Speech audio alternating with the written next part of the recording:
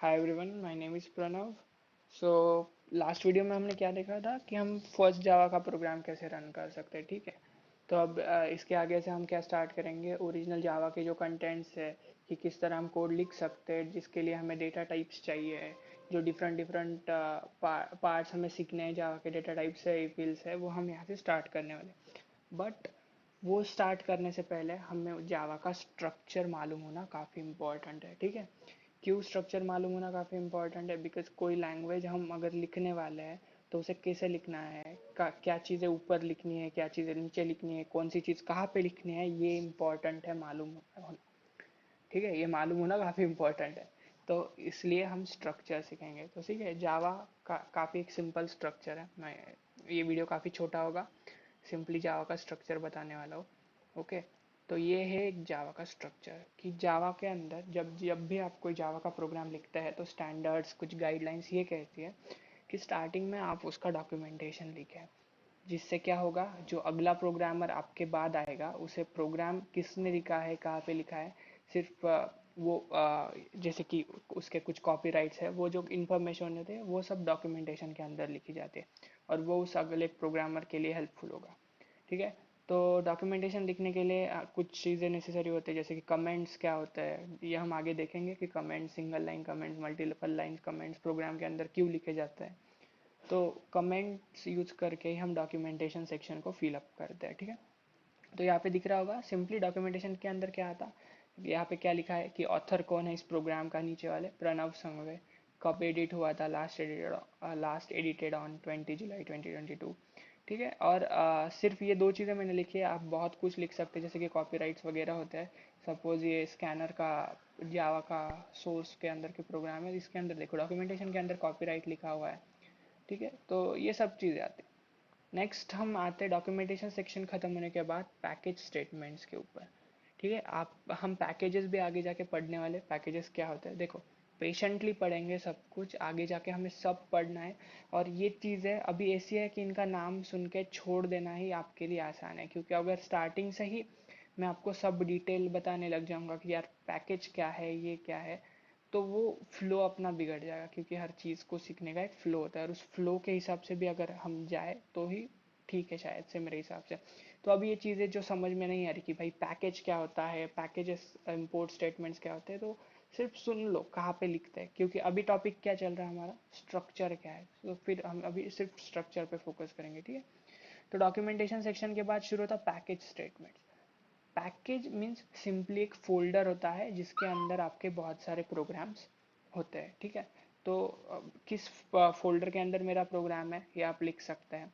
पहले आपको पैकेज बनाना पड़ता है, इस फोल्डर से कुछ थोड़ा सा डिफरेंट होता है बनाना। ठीक है, बट अभी ऐसा समझ लो कि पैकेज मतलब एक फोल्डर होता है।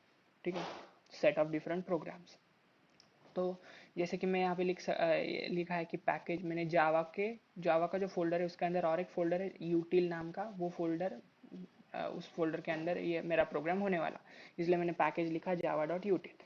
ठीक है, अब नेक्स्ट चीज़ इम्पोर्ट स्टेटमेंट। और एक चीज़ बताना होगा कि देखो ये डॉक्यूमेंटेशन, पैकेज स्टेटमेंट्स, ये जो है ना, ये कम्प्लीटली ऑप्शनल है।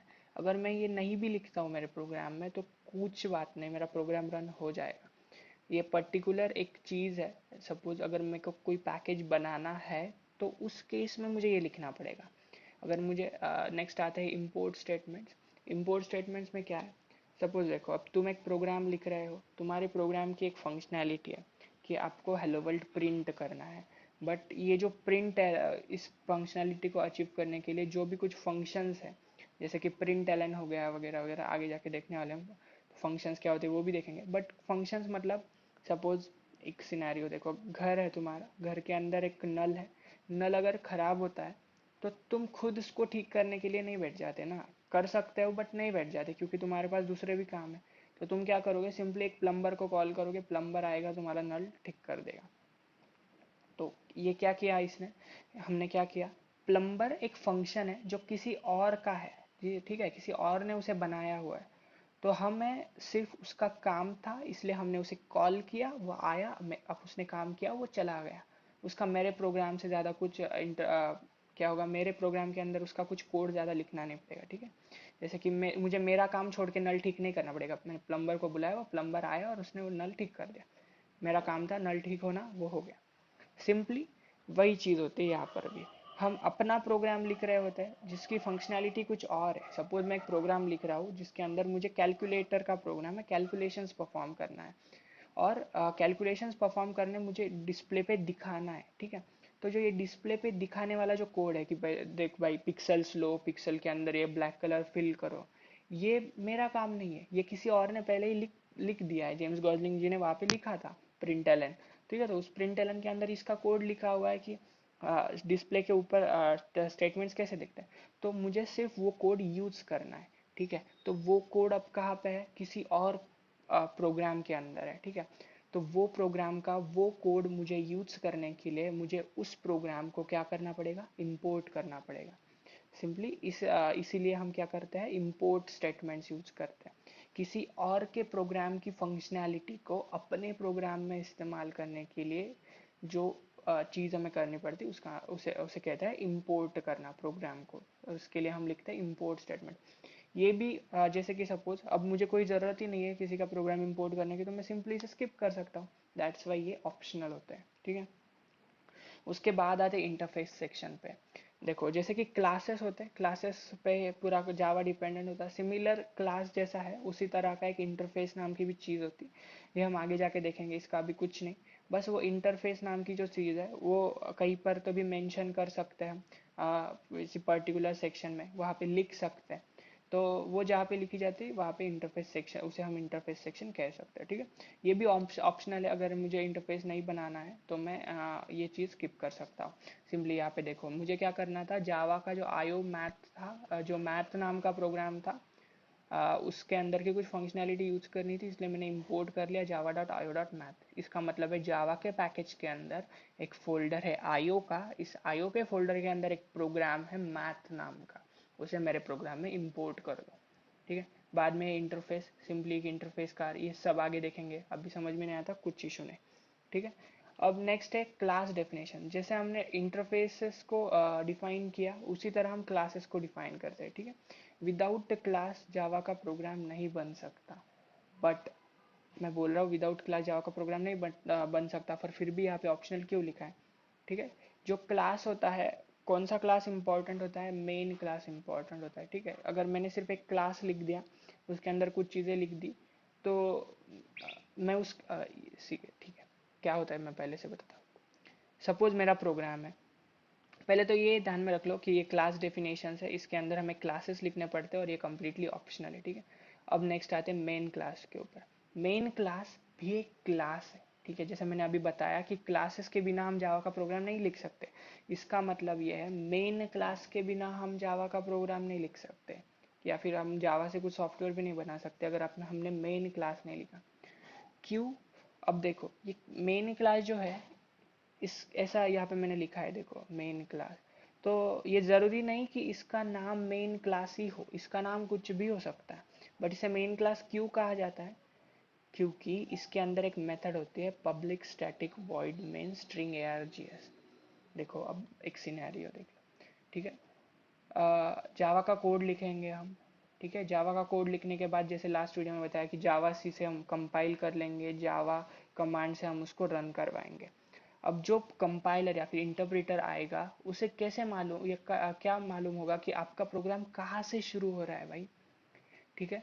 तो उसे सिर्फ एक चीज़ मालूम होती कि तुम्हारे प्रोग्राम के अंदर की पब्लिक स्टैटिक वॉइड मेन को कॉल करना है बस।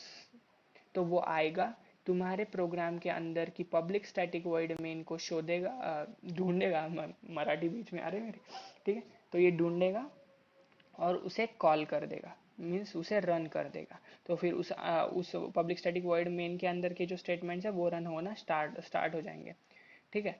तो ये सीन है, और इसके मीन्स सिंपली ये जो पब्लिक स्टैटिक वॉइड मेन है ये एक एंट्री पॉइंट है आपके प्रोग्राम का, और इसीलिए ये इम्पॉर्टेंट है, ये इसेंशियल है, ठीक है। अगर सपोज मैं ये मेन क्लास लिखूँ ही ना, पब्लिक स्टैटिक वॉइड मेन लिखूँ ही ना, तो क्या, तो भी मेरा प्रोग्राम कंपाइल हो जाएगा, बट अगर मैं रन करूंगा तो रन कुछ होगा ही नहीं, क्योंकि सपोज देख लो मैंने बहुत बड़ा घर बना लिया, ठीक है, 40,000 स्क्वायर फुट के ऊपर बहुत बड़ा आलीशान घर मेंशन बना लिया।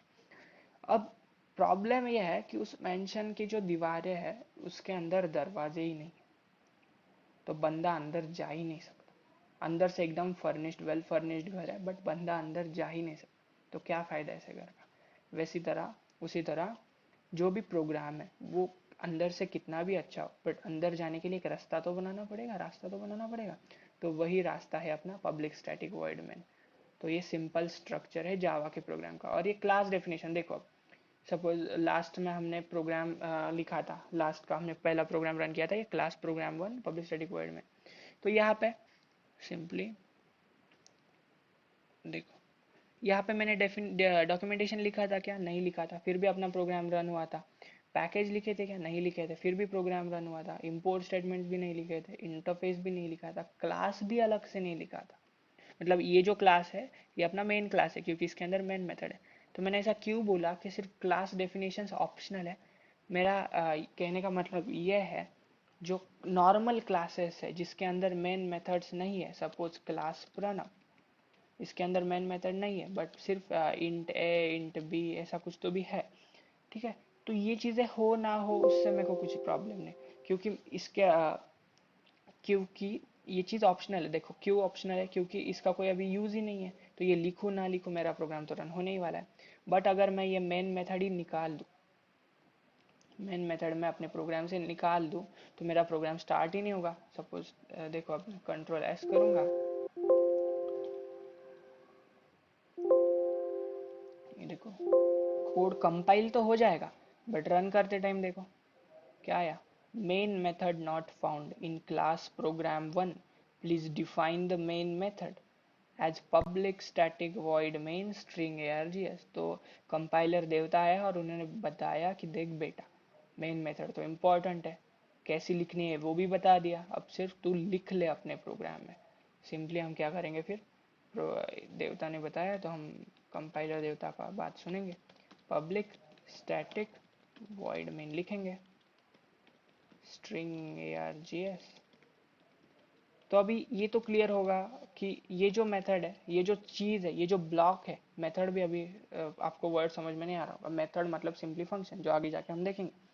ये सिंपल जो ब्लॉक है जो मैंने लिखा है, इसके अंदर जो भी लिखा होगा वहां से प्रोग्राम एग्जीक्यूशन स्टार्ट होगा, ठीक है। तो ये तुम्हारे प्रोग्राम में काफ़ी इसेंशियल है। और देखो जैसे कि मेन क्लास का नाम मेन क्लास ही हो ऐसा कुछ इंपॉर्टेंट नहीं, याद भी देखो प्रोग्राम 1 है, सिंपली मेन क्लास मतलब जिस क्लास के अंदर तुम्हारी मेन मेथड है वॉइड मेन, वो होता है मेन क्लास, ठीक है। तो आई होप कि ये स्ट्रक्चर समझ में आ गया होगा। कुछ भी डाउट हो तो कमेंट सेक्शन में कमेंट करो, व्हाट्सएप ग्रुप पे पोस्ट करो तुम्हारा डाउट, या फिर पर्सनली मेरे को मैसेज करो, ठीक है। तो इस वीडियो में बस इतना ही, यही देखना था, सब चीज़ें क्लियर होती है। अगर कुछ भी रह जाता है तो बता दो, मैं फिर से क्लियर कर दूंगा। ये टॉप टू बॉटम अप्रोच है, पहले ये लिखो ये लिखो ये लिखो, जैसे कि यहाँ पे लिखा है, ठीक है। तो चलो फिर इस वीडियो में बस इतना ही, नेक्स्ट वीडियो से देखेंगे what is data types. All right, चलो फिर thank you guys, bye bye.